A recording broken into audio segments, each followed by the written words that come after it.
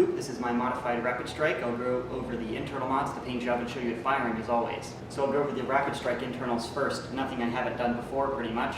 I took out the electronic and mechanical locks, which allows me to use truss fires, and I also re-lubricated everything, and that's it. I've done these modifications before. It's all you really need to do to get a Rapidstrike to perform really, really well. I did not replace the motors for cosmetic and price reasons, but still getting excellent performance. I've done all of that stuff before. I also relocated the batteries to, this is a 4x AA tray. This allows me to use truss fires really easily without the use of converters, and it wasn't really for ease of use. It was actually to free up the battery tray up here because I do like to keep the option to use standard C batteries usually, but this is just bolted onto the shell, so it's very, very stable. It's not actually glued at all. It's two number 632 machine screws, so it's very sturdy.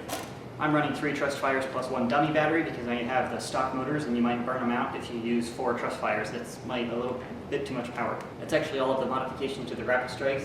It's shooting really well, just like most Rapidstrikes with those modifications. I've done all these mods before. Now getting to the integration, I have integrated a Roughcut, as you can see here. This is done differently than I've done it in the past.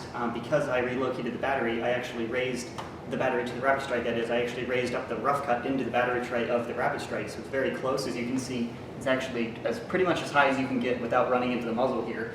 You have a few millimeters you can raise, a little bit more, but I didn't really want to do that. So this is actually bolted to the Rapidstrike shell with 2 bolts on both sides, so it's quite sturdy by itself, just the bolts, the hardware alone. And then I also have the epoxy putty on the outside to smoothen out the gap. The epoxy putty makes it more cosmetically pleasing, and it also makes it a little bit more sturdy, so there's very little flex, if any, in the integration there. Taking up the battery tray is a risk because you have to relocate the batteries and you lose the option to use C batteries, but you completely streamline the integration, so it looks a whole lot better, in my opinion, than the previous versions where I would actually glue this rail to the bottom Rapidstrike rail. It's very simple to do, and it's convenient to use the other batteries, but this is much more streamlined and I think a little bit easier to use in a war setting. No modifications to the Roughcut because they aren't really necessary. I lubricated the trigger a little bit, but it doesn't really need anything. It performs pretty well for an underbarrel shotgun as it is stock.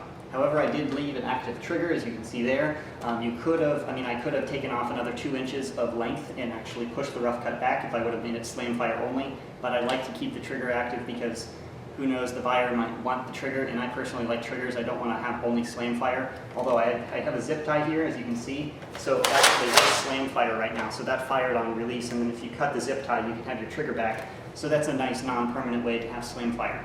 So that's all of the modifications. Overall, super happy with the ergonomics and the function of the blaster. The ergonomics are much nicer than the previous Roughcut integrations, not that they were bad by any means.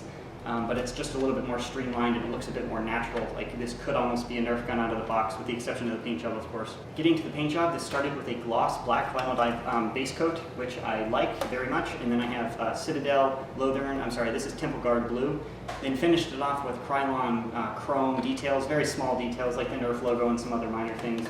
And then I have an automotive Duplicolor gloss clear coat, which I've been using lately and I'm very happy with. The finish is perfect, it feels very, very nice, and it's going to protect the paint slightly better than the Rust-Oleum stuff, but it is $10 a can as opposed to the $3.50 a can for the Rust-Oleum clear coat. So it's a bit pricier, but in my opinion, a better product. So that's all of the mods in the paint. I'll show you blaster firing.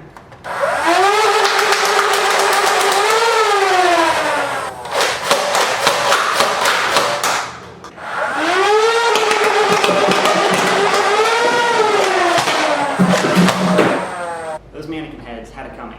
But I have not range tested the blaster, and I will not range test the blaster. It's shooting pretty hard though, just as hard as other Rapidstrikes with voltage ramps, and the Roughcut shooting stock ranges since it's not modified. Yeah, still super happy with the performance though. With the voltage ramp Rapidstrike, you can just wreck zombies all day long. So yep, very happy with the performance. Overall, very happy with the integration, the whole blaster itself. I really like it. I'm very happy with everything. I've said that about 8 times now. I'm very happy with it though, so yeah. If you want to buy this or any other blasters I've made, I do have a web store, link in the description box if you'd like to go check that out. I offer international shipping, that's all listed on the site. But that's the Rapidstrike. Hopefully you enjoyed it. Thanks for watching.